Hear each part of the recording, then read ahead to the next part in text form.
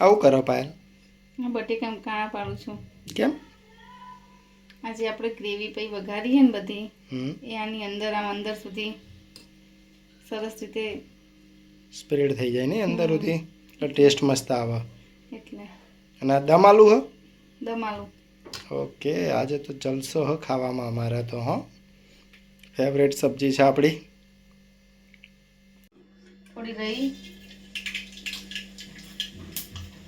થોડી હિંગ, જીરું અને આ જે આપણે લીધું હતું ને મરચાં, લસણ, ડુંગળીની પેસ્ટ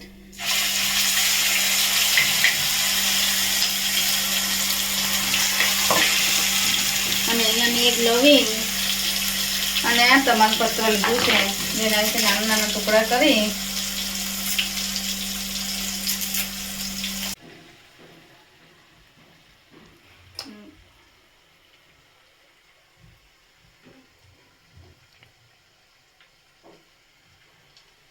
ગ્રેવી બને છે ત્યાં સુધી આપણું આ બીજું કામ પણ થઈ જાય નહીં?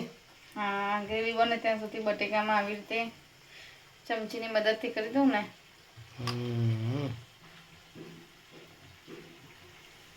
ધીમા તાપ ઉપર થઈ રહી ગ્રેવી આપણી, એમ ને? હા, ચડે છે. એમાં તેલ છૂટું પડે ત્યાં સુધી ચડવા દેવાનું. પછી ટામેટા જે આપણે ટામેટાની ગ્રેવી કરીને રાખી છે ને એડ કરી દઈશું. તેલ છૂટું પડી ગયું છે. હવે આપણે આમાં જે ટામેટાની ગ્રેવી કરીને રાખી હતી ને એ એડ કરી દઈશું અને એને પણ થોડી વાર ચડવા દઈશું.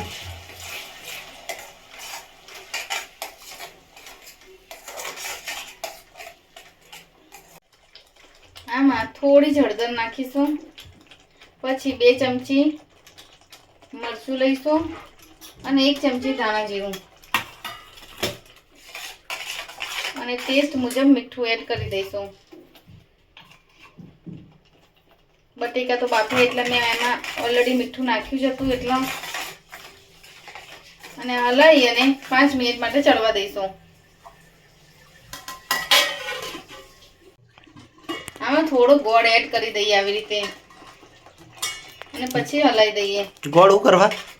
એટલે થોડો ગળ્યો ટેસ્ટ આવે ને તો સારો લાગે દમાલું. એવું એમ? હા. તેલ છૂટું પડી ગયું છે. હવે આ બધી જ ગ્રેવી મસ્ત ચડી ગઈ છે એટલે હવે આમાં આપણે બટેકા એડ કરી દઈશું અને પછી પણ 5 મિનિટ માટે ચડવા દઈશું. બટેકામાં આ જે ગ્રેવી છે એ સારી રીતે એબ્ઝોર્બ થઈ જાય. આની અંદર તમે મીઠો લીમડો પણ એડ કરી શકો છો. એનાથી ટેસ્ટ ખૂબ મસ્ત આવે છે, પણ અમારે લીમડો ખવાતો નથી એટલે મેં એડ નથી કર્યો. શાક બનીને રેડી થઈ ગયું છે. દેખી શકો છો કેટલું મસ્ત લાગે છે અને કેટલું મસ્ત બની છે.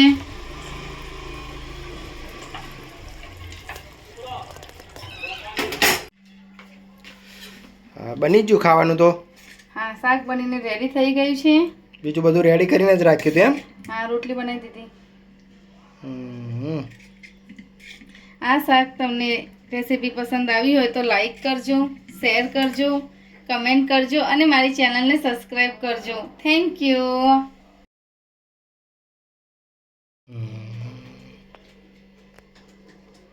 લાસ્ટમાં આમાં કોથમીર એડ કરી દેવાની.